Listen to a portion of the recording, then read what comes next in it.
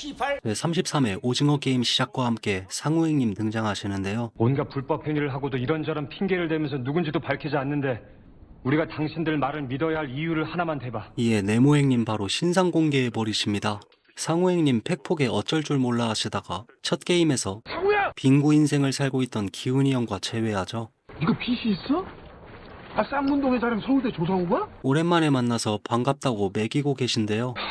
형 다음에 얘기해. 게임이 시작되고 100만원 빵 하셨다가 5초 만에 탈락하신 이즈리얼 행님을 시작으로 아수라장이 된 이 상황에서도 냉정한 상우행님, 기훈이 형에게 내 생각에 저 인형이 동작 감지 장치야. 라며 역시나 서울대답게 최고의 뇌지컬을 보여주시죠. 동시에 기훈이 형까지 챙기는 모습을 보입니다. 천재적인 뇌지컬과 냉정함으로 1단계 가볍게 통과하시는 모습이고요. 첫 번째 게임 후 우디르 누나를 시작으로 모두가 공포에 질린 이 상황에서도 상우행님 참가자 과반수가 동의를 하면 게임은 중단된다. 맞습니까? 진짜 침착함의 끝판을 보여주시는데요. 그렇게 투표가 시작되고 상우행님은 역시나 동그라미에 투표하십니다. 아무래도 상금 적립 장면에서 마음이 바뀌신 모양인데요. 게임 더 못 즐길까봐 안절부절 일라미 형 덕분에 일단은 게임장에서 알리행님과 함께 나오신 상우행님이시고요. 알리행님께 밥 사주고 휴대폰 빌려주고 차비까지 챙겨주는 이타적 면모를 보이십니다. 이후 어머니 걱정에 몰래 가게를 찾지만 상황상 아무것도 하실 수 없어 마음만 아파올 뿐입니다. 여기서 우연히 또 기훈이 형을 만나고 쌍문동의 낙후기는 천재야. 서울대 경영학 X발 입학 조성우가 뭐가 걱정이야? 나와서도 매기고 계신 기훈이 형이시고요. 여기서 상우의 게임 참가 배경이 밝혀집니다. 선물하시다 60억의 빚이 생기셨고 집과 어머니 가게까지 다 넘어가게 생긴 상황이셨죠. 그날 밤 상우는 어머니와 마지막 통화를 하려 하는데요. 죽음이 바로 앞에 있는 상황에서도 흔들리지 않던 상우 역시 어머니 앞에서는 매우 흔들리는 모습을 보입니다. 그리고 이 통화에서 어머니를 안심시키는 것이 할 수 있는 최선이라고 판단한 듯 싶습니다. 이어 다행인지 불행인지 오징어 게임에 재참가 기회가 주어지고요. 상우는 결심한 듯 게임에 다시 참여합니다.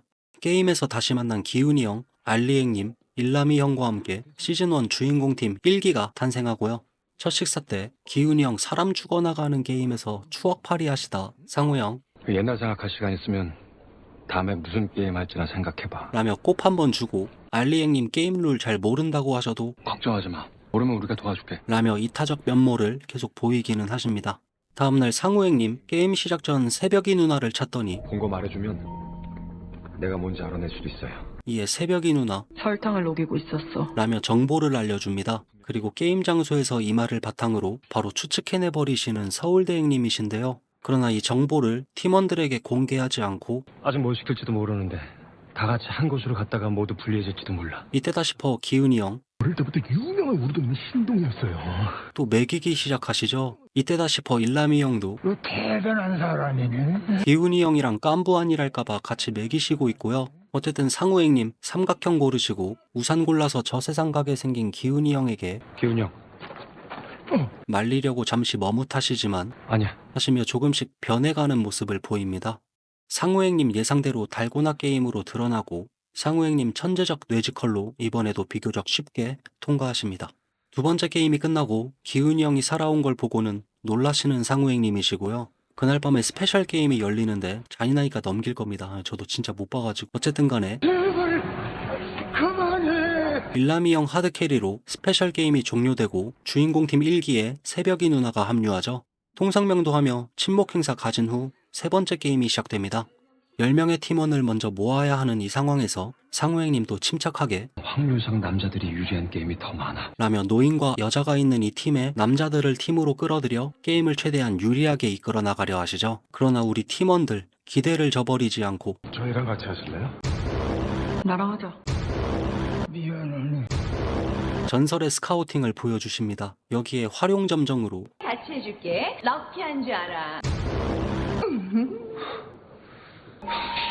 팀 짜고 게임을 보니 줄다리기입니다. 엔딩 크레딧 올라가게 생겼는데요. 심지어 상대팀은 남탕이네. 누가 봐도 쥐된 것 같은 이 상황에서 우리 일라미 형 줄다리기 비법 전수로 어떻게 비벼보지만 역시나 남탕팀한테 피지컬로 밀리는데요. 이때 천재 조상우 미쳐버린 전략으로 일라미 형과 함께 이번 게임도 캐리하십니다. 그날 저녁 추가 스페셜 게임을 대비해 알리행님과 불침번을 서는 상우행님이신데요. 여기서도 인간적인 면모를 보이고 있습니다. 하지만 이를 뒤집는 결정적인 사건이 등장하죠. 네 번째 게임이 시작되고 두 명씩 짝을 짓고 시작되는 게임에서 상우는 알리와 팀을 먹습니다. 그러나 지금 여러분의 옆에 있는 짝과 시합을 벌여 상대의 구슬 10개를 모두 따내는 사람이 승리합니다. 상우는 이를 듣고 최대한 냉정을 찾으려 노력합니다. 약 3분 동안의 생각 정리를 가지신 후 가자. 그러면서 게임 룰을 모르는 알리를 위해 룰까지 알려주긴 합니다. 그렇지만 상우의 심리전이 전혀 먹히질 않는데요. 계속되는 패배에 구슬이 한 개밖에 남지 않자 너 속임수 쓰지. 죽음을 코앞에 두고 돌변합니다. 그러나 폭력은 허용되지 않기에 동정심 유발로 다시 바꾸고요. 이에 설득된 알리에게 네 번째 게임의 룰을 다시 설명하며 제한 시간이 끝나고 승부가 안 난 팀들은 모여서 팀 대결로 갈 것이라 말합니다. 그리고는 계획을 설명하고 이에 알리도 응합니다. 상우는 여기서 알리에게 구슬을 안전하게 보관할 수 있도록 일종의 구슬백을 만들어 주는데요. 상우 계획대로 알리는 남은 참가자들의 동향을 살피러 가고 이를 틈타 상우는 게임을 통과해버립니다. 구슬백에는 구슬이 아닌 돌이 들어있었죠. 배신당한 알리는 여기서 탈락합니다. 다섯 번째 게임 시작 전 상우는 순서 선정에서 14번을 고릅니다. 구름다리 게임임이 확인되고 운 좋게 뒷번호를 고른 상우는 비교적 수월하게 게임을 진행하는데요. 유리공장에서 일한 경력이 있는 13번 덕분에 마지막 다리만 남겨두게 되지만 게임이 재미없다는 VIP들 때문에 13번은 마지막 다리의 유리를 구별할 수가 없게 됩니다. 결국 제한 시간이 다가오고 이에 상우는 13번을 밀어버림으로써 이 게임을 통과합니다. 하지만 이 때문에 기훈과 큰 갈등을 겪게 되죠. 그게 나였어도 밀었을 거니? 씨발. 기훈이 형! 저녁에는 파이널리스트 특집으로 성대한 식사를 하는 상우고요. 식사를 마친 후 취침 시간에 조는가 싶더니 다섯 번째 게임 때문에 상태가 좋지 않던 새벽을 탈락시키고 맙니다. 여기에 분노한 기훈과의 여섯 번째 게임에서 혈투 끝에 패배하면서 상우의 서사는 마무리됩니다. 상우의 작중 행적은 넷플릭스에서 더 구체적으로 살펴보실 수 있습니다. 상우는 서울대 출신답게 천재적인 두뇌를 기본 컨셉으로 한 인물입니다. 이런 측면은 첫 번째 게임부터 두드러지게 나타나죠. 그 짧은 시간 만에 영희 로봇이 동작 감지 장치라는 걸 빠르게 캐치하고 이를 바탕으로 게임의 공략을 짜버리는 묘사를 통해 이 인물의 두뇌 회전이 얼마나 빠른가를 단적으로 확인할 수 있었습니다. 게다가 천재성뿐 아니라 어떤 상황에서도 냉정하고 침착함을 유지하는 인물처럼 묘사됩니다. 여기에 인간성까지 보여주는 인물이죠. 작품은 상우에게 기본적으로 이런 컨셉을 부여해 놓고 이런 인물이 오징어 게임 속 세계관에서 조금씩 변해가는 과정을 그리고 있습니다. 그렇지만 이 변화의 과정이 단순 이분법적으로 선역에서 악역으로 변화해가는 것을 의미하지는 않습니다. 상우란 인물은 선악을 구분할 수 없는 아주 현실적이고 입체적인 인물이기 때문이죠. 그때그때의 상황에 맞춰서 자신이 생각하는 최선의 해결책을 강구해내는 인물일 뿐입니다. 게임이 진행될수록 단순 피지컬과 뇌지컬을 넘어 인간의 윤리적 도덕성의 범주까지 건드는 잔혹한 게임 설계 때문에 어떤 시청자분들에게는 상우란 인물이 악역으로 타락했다 보실 수도 있고 그렇게 해석될 여지도 분명하나 완전히 그렇게 보기에는 좀 어렵다고 생각합니다. 즉 우리 인간들이 가진 양면성을 동시에 보여주는 작중 제1로 현실적인 인물이지만 처한 상황이 가만 놔두질 않아 그에 맞게 변화해가는 캐릭터로 정의할 수 있을 듯 싶습니다. 더욱 중요한 건 인물의 배경과 게임으로 설명되는 사회구조상의 문제 하에서 사람이 어떻게 변해갈 수 있을까를 보여주는 인물이라는 것일 겁니다. 좀 더 구체적으로 살펴보면 상우는 목적의식이 분명한 인물처럼 보입니다. 어쩌면 목적뿐만 아니라 어떤 것을 하든지 간에 그것들 사이의 우선순위를 정해둔 것처럼 보이죠. 여기에 아까 말한 것처럼 이성적 측면과 합리적 측면을 최우선적으로 고려하여 자신이 생각하기에 가장 이상적인 해결책을 선택하는 인물로 보입니다. 하지만 그 이상적인 해결책의 수반되는 도덕적 딜레마에 대해 지속적으로 내적 갈등을 하며 변화하는 인물입니다. 풀어서 설명하면 모두가 그렇겠지만 상우의 목적은 단연 돈입니다. 다만 시즌2를 포함해서 주연급 인물들 중 이 목적을 달성하는 과정 속에서 이타심과 협동심을 발휘하기도 하고 한편으론 수단과 방법을 가리지 않기도 합니다. 하지만 무엇이 되었든 간에 본인 기준 이상적 해결책의 선택 과정과 그 결과에서 느끼는 죄책감은 여실히 묘사됩니다. 이 점이 시즌2 한판 더 행님, 빙구 행님들과 가장 차별화되는 지점일 겁니다. 그렇지만 이것에도 변화가 일어나죠.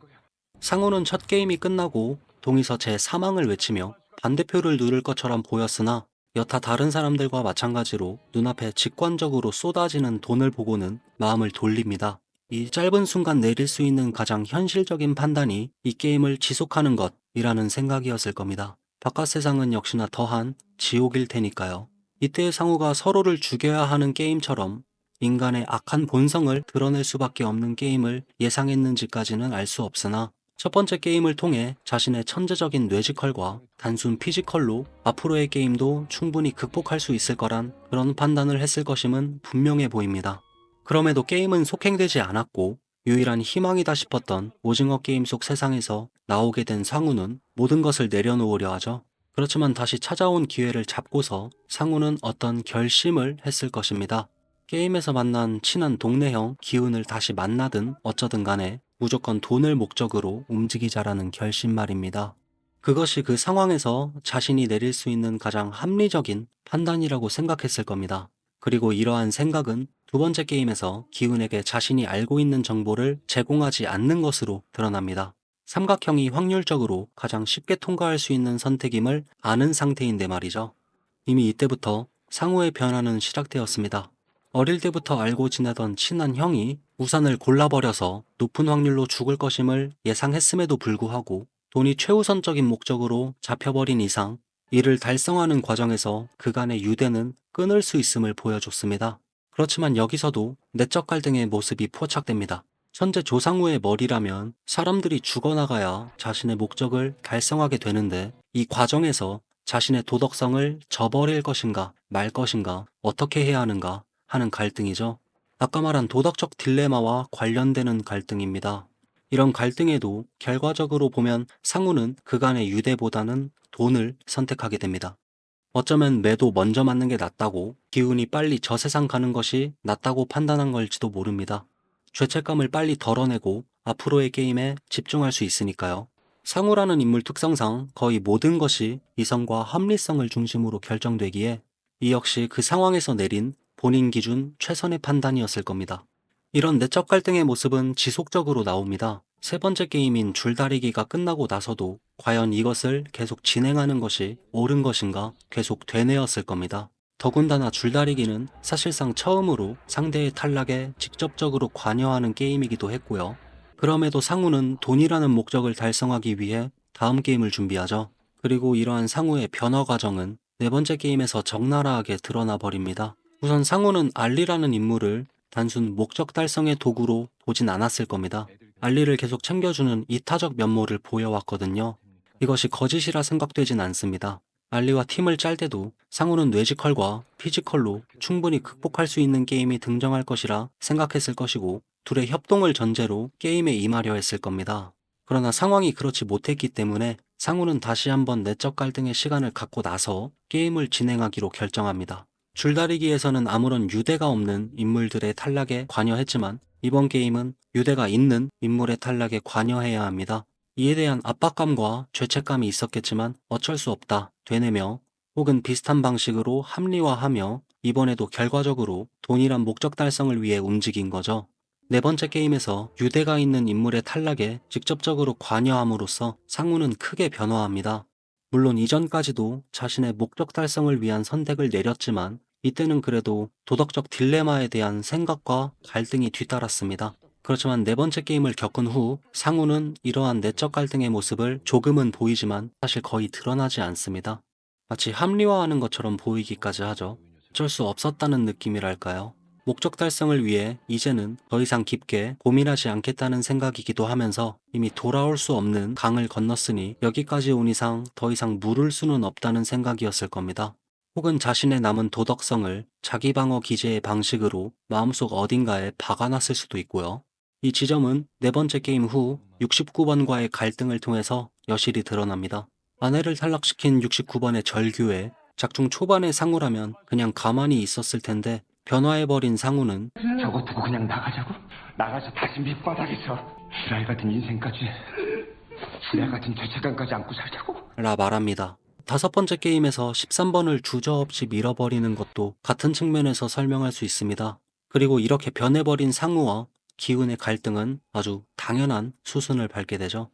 여기서 뜬금없지만 기발 시훈이 형은 밈이 돼버렸고, 그게 나였어도 밀었을 거니? 를 통해 기훈이 형은 시청자분들에게 완전히 빙구 취급을 받게 되지만, 아시다시피 사실 이 장면은 크게 변해버린 상우의 모습을 노골적으로 드러내는 상우의 서사에서 중요한 장면이었습니다. 또한 기훈과의 대립구도를 통해 현 시점 각 인물의 가치관이 어디에 중점을 두는지 직접적으로 파악할 수 있는 중요한 장면이었고요. 그게 나였어도 밀었을 거니? 라는 말은 사실 현 시점 상우의 마음속에 최소한의 인간성이 남아있는지를 묻는 질문과 같습니다. 어릴 때부터 끈끈한 유대가 있는 기훈을 탈락에 직접적으로 관여할 거냐는 아무리 돈을 목적으로 한다 해도 이제는 그 목적 달성에 어떠한 형태의 혹은 아무런 죄책감을 못 느낄 정도로 인간성이 나갈이 됐냐 뭐 그런 질문이죠. 이 질문에 대한 답변으로 기발 시훈이 형은 여러 의미가 담겨 있겠지만 지금 제가 말하고 있는 측면에서는 역시나 예정된 수순이었습니다. 상우는 지금 변했으니까요. 그리고 변한 이 모습 덕분에 형은 모르겠지만 내가 아직 살아있는 건 그놈 덕이 아니야. 내가 살아남으려고 죽을 힘을 다했기 때문이야. 라는 말까지 합니다. 자신의 생존이 자신의 목적 달성을 위한 본인 기준 이상적 해결책에서 나왔음을 이렇게 표현한 것이죠. 이 말의 내적 갈등은 더 이상 없는 것처럼 느껴지기도 합니다. 그래서 자신의 목적 달성을 위해 서슴없이 새벽까지 탈락시키고요. 기훈마저 탈락시키려 들지만 기훈에게 패배합니다.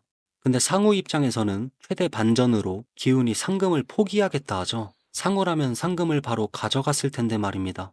이런 엄청난 반전으로 변해버린 상우 내면 속 아주 자그마하게 숨어있던 인간성이 다시 모습을 드러내며 상우의 서사는 끝이 납니다. 이렇듯 오징어 게임 시즌1에서는 상우란 인물이 극한의 상황 속에서 어떻게 변화해 가는가를 그려냈습니다. 도덕적 딜레마에 대한 질문을 거듭하면서도 결국에는 돈이란 목적을 선택했고, 이것이 거듭되면서 도덕적 딜레마에 대한 질문은 거의 사라지고 목적만이 남은 듯한 그런 캐릭터로 변화했습니다. 기훈은 나중에 다루겠지만 과정이야 어찌됐든 결과적으로 돈보다 인간성을 선택했고요. 하지만 상우의 변화가 어쩌면 비슷한 상황에 처했을 때 우리 역시도 같은 선택을 내릴 수 있지 않을까 생각하게끔 만듭니다. 이런 측면에서 어떻게 보면 가장 인간적인 모습을 확인할 수 있고요. 작품 전개에 따른 상우의 변화 과정, 이어진 기훈과의 대립이 매우 인상적이었고 개인적으로도 이런저런 생각을 많이 할 수 있었던 기회였습니다. 역시나 오징어 게임은 명작이란 생각이 들고요. 안 보신 분들은 정주행 해보시길 바라며 오징어 게임은 넷플릭스에서 감상하실 수 있습니다. 오늘 컨텐츠는 여기까지입니다. 들어주셔서 감사합니다.